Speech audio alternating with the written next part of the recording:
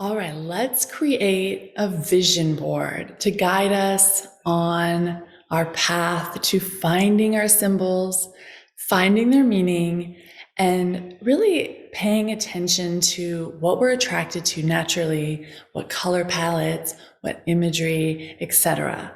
So the first thing to do is to just look around your space.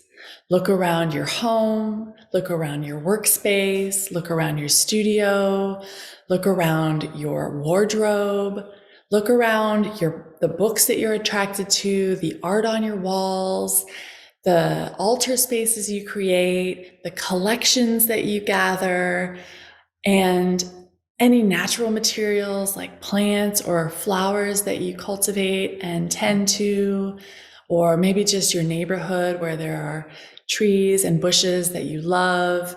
And just make note of all of the things that you are attracted to and find some similarities here and there. So maybe you have a collection of owls. Maybe you have a collection of crystals. Maybe you have a breathtaking love of roses or another sort of plant or animal. And maybe you just have certain symbols, like there's triangles all over your house or there's circles all over your house. So pay attention to the similarities while looking throughout your own belongings, your own sacred space, and what you've already kind of curated in your life. And then also take note of color palettes and levels of contrast that you're attracted to. So maybe you have bold, bright artwork and clothing.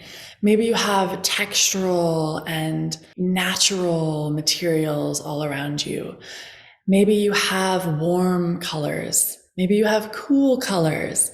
Maybe you have, big polar opposites, black and white.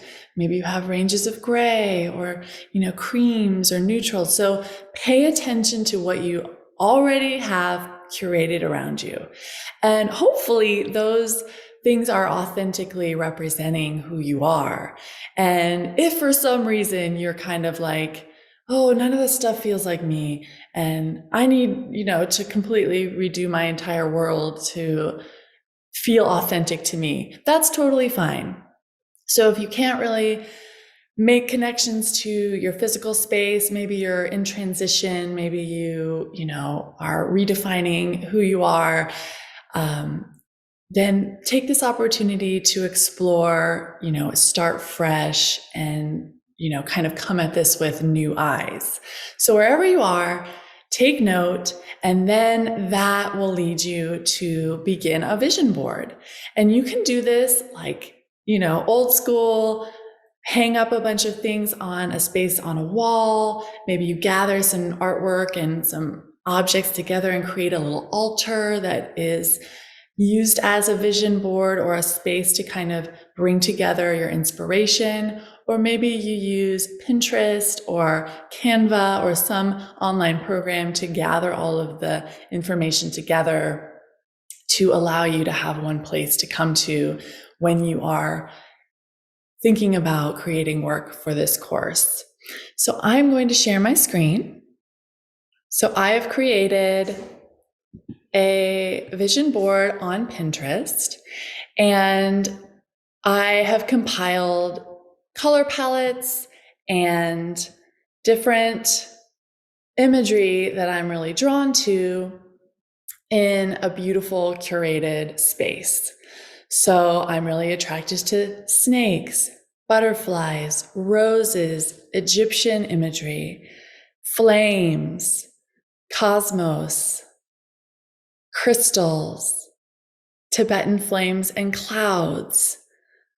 I have a couple of my own works in here regarding like what palettes I am interested in and would like to use. Sometimes I'm finding things that have a certain style that maybe I want to try out or emulate in the creation of my symbols. I have natural elements. I have color inspiration with jewelry, interior spaces, natural objects. I have just warm sort of earth tone color palettes that I can refer to. I have the root pattern. I have hummingbird. I have all different kinds of places and ways to be inspired when I need a little bit of help determining what I'm going to be creating. And so, I'm really attracted to this sort of, more primitive mark making where it's a little bit rough and natural. And then also in your Pinterest board, you can actually add things that you would want to trace or emulate or draw from. So source imagery. And, this would be an example of having source imagery for a magnolia. And I really liked how this was sort of like a one-line drawing where it didn't look like the marker was being picked up. It was just contour, line contour-esque. I also enjoy how the color isn't in line with the lines in that piece. And I enjoy, the composition of this piece, which looks like it was made with ceramic. So there are a lot of different ideas that I can come to in this Pinterest board to allow me to be inspired, find source imagery, find color palettes, and root into deeper understanding of what my symbols have to offer me. And of course, you could go on and on with symbols that you choose and how large you want your mood board to be. It's really up to you how you want to interpret this lesson, but I really recommend spending some time cultivating and curating here and really forming an aesthetic that you can then bring into the lessons of this course.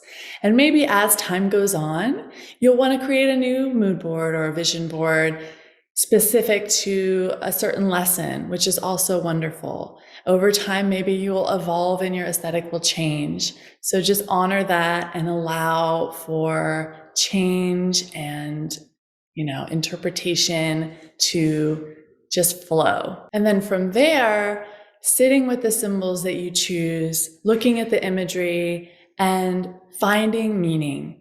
Maybe just one or two words or a phrase to identify the meaning of the symbol for you. And that will help you create intention and focus as you move into your creative flow.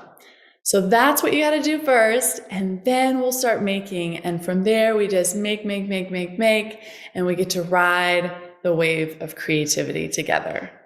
Enjoy.